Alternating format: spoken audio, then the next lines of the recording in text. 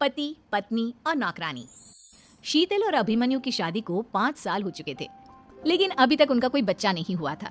इसकी वजह से शीतल और अभिमन्यु परेशान रहते थे, लेकिन उन दोनों से ज्यादा परेशान थी शीतल की सास, यानी अभिमन्यु की माँ जानकी देवी। जानकी देवी चाहती थी कि जल्दी से जल्दी उनकी गोद में पोता या पोती आ जाए, और इसलिए वो अपनी बहू शीतल को लेकर एक दिन हॉस्पिटल पहुंची। डॉक्टर मैडम, जरा ठीक से चेक करके बताइए ना, कई बड़े बड़े डॉक्टर को दिखाया है, लेकिन मेरी बहू माँ ही नहीं बन पाती। मैंने शीतल को बहुत अच्छे से चेकअप किया है। देखिए, बात यह है कि शीतल के अंदर माँ बनने की कैपेसिटी नहीं है। ये आप क्या कह रही हैं डॉक्टर साहब? कोई तो इलाज होगा ना, कोई दवाई दे दीजिए। देखिए, कुछ प्रॉब्लम ऐसी होती है जिनका कोई ट्रीटमेंट नहीं होता। आई एम सॉरी टू से, लेकिन शीतल कभी माँ नहीं बन सकती, क्योंकि उसके यूट्रस में अंदर से ही कुछ प्रॉब्लम है। घर आने के बाद क्या हुआ माँ? कहाँ लेकर गई थी आप शीतल को?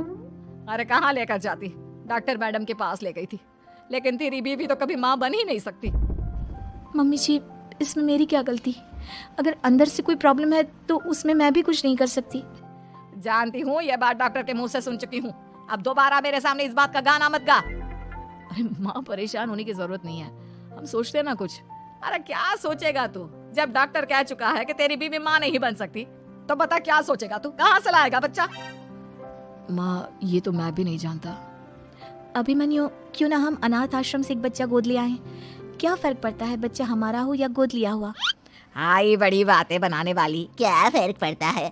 अरे क्यों फर्क नहीं पड़ता? मुझे इस वंश को आगे बढ़ाने के लिए मेरे बेटे का खून चाहिए, किसी दूसरे का नहीं। लेकिन माँ, अब जानती हैं कि ये अब पॉसिबल नहीं है। मैं कुछ नहीं जानती।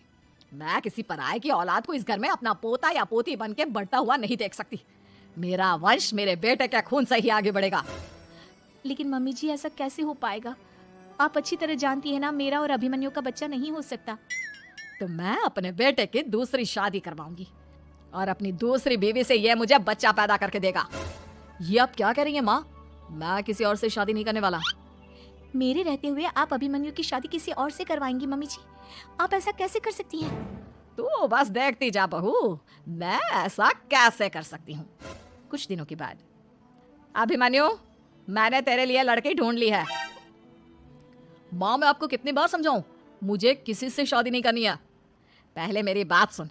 ये जो चमेली है ना, हमारे घर में काम करने आती है, वो तुझसे शादी करने के लिए तैयार है। मम्मी जी, आप अभिमन्यु की शादी एक नौकरानी के साथ करवाएंगी? वो इसलिए क्योंकि चमेली दिखने में बहुत खूबसूरत है, बच्चा भी सुंदर ही होगा।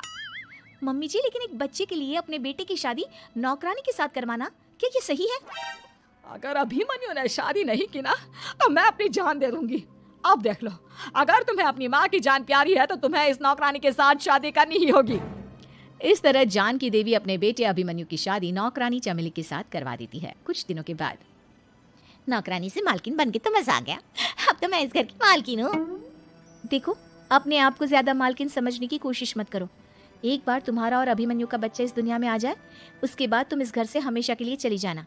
अरे जाओ जाओ, किसी और के आगे बातें बनाना। एक बच्चा तो पैदा नहीं कर सकी, बढ़िया आई। जाओ जाकर मेरे लिए कॉफी बना कर लाओ। नौकरानी मैं हूँ या तुम? मम्मी जी, देखिए ना शीतल मुझसे किस तरह से बात कर रही है। शीतल, तुम्हें पता है ना चमेली प्रेग्नेंट है, मेरे बेटे के बच्चे की माँ बनने वाली है। वो जैसा कहती है वैसा करो। लेकिन मम्मी जी, वो मुझे नौकरों की तरह ट्रीट कर रही है। अरे तो करेगी ना, वैसे भी बहू तुम हो किस काम की? एक बच्चा तो पैदा नहीं कर सकती। जाओ अब घर के सारे काम करो और चमेली को आराम करने दो। थैंक यू मम्मी जी, भगवान आपका भला करे। आप नहीं होती तो मैं नौकरानी से महारानी कैसे बनती? देखो, तुम्हें जो चाहिए सब मिलेगा। खूब खाओ पियो, मजे की जिंदगी जियो, लेकिन बस मुझे एक बच्चा पैदा करके दे दो। कुछ दिनों के बाद, मम्मी, बच्चे के लिए आपने मेरी शादी चमेली के साथ करवा तो दी, लेकिन दिन और रात का चैन मिट गया है। सारा दिन शीतल और चमेली की बहस चलती रहती है। अब शीतल को इस घर में रखने से क्या होगा? मैं तो कहती हूँ उसे घर से निकाल दो, है भी किस काम की। मैं ऐसा नहीं कर सकता माँ, वो मेरी पत्नी है, उससे बहुत प्यार करता हूँ मैं। तुम्हारी पत्नी चमेली है, चमेली, उससे प्यार करो। अरे तुम्हारे बच्चे को जन्म देने वाली है वो। अभिमन्यु, मैं खुद ही इस घर से चली जाती हूँ। वैसे भी अपने ही घर में नौकरों की तरह रहकर परेशान हो चुकी हूँ।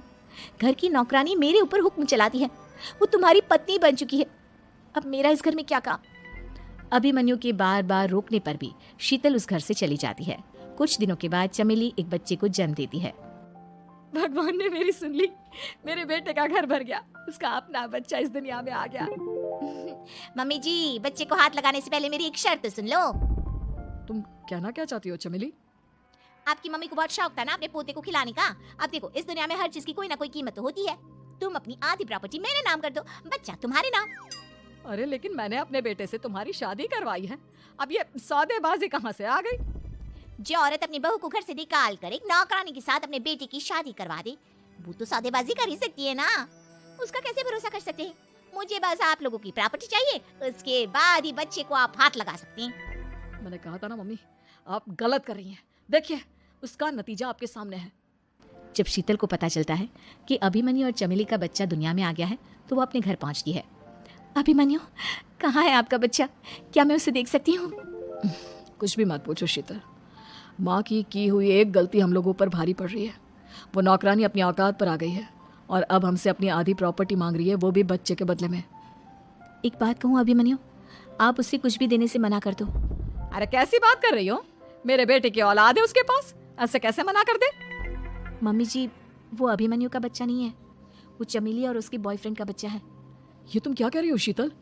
ये देखिए वीडियो, चमेली और उसका बॉयफ्रेंड आपस में बातें कर रहे हैं कि उन दोनों ने मिलकर आपको बेवकूफ़ बनाया है और अब इस बच्चे के बदले आपसे प्रॉपर्टी भी हड़प लेंगे। हे भगवान, ये मुझसे क्या हो गया? ना तो बच्चा मिला और अपने बेटे की नौकरानी के साथ शादी करवा दी, सो अलग। अब क्या होगा? मुझे माफ कर दो शीतल, मेरी वजह से तुम्हें बहुत तकलीफ हुई है। अभिमन्यु, मैंने कहा ना, उस नौकरानी को उसके बच्चे सहित इस घर से बाहर निकाल दो। लगता है मेरे अभिमन्यु का बाप बनने का सपना अधूरा ही रह जाएगा। अभिमन्यु, अपनी मम्मी से कहो कि परेशान ना हो। आपको याद है, एक बार हम एक IVF सेंटर गए थे, मैंने फिर से वहाँ जाकर बात की थी और आपको पता है इस बार मैं प्रेग्नेंट हूँ, क्योंकि हमने वहाँ पर प्रोसीजर करवाया था जिसकी वजह से मैं प्रेग्नेंट हो गई थी। और इस बात का पता मुझे बस कुछ महीने पहले ही लगा है।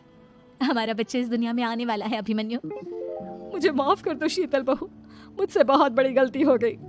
कोई बात नहीं माँ, लेकिन अब हमें उस धोखेबाज नौकरानी को इस घर से बाहर निकालना है और इस घर की मालकिन को वापस घर लाना है, वो भी अपने बच्चे के साथ।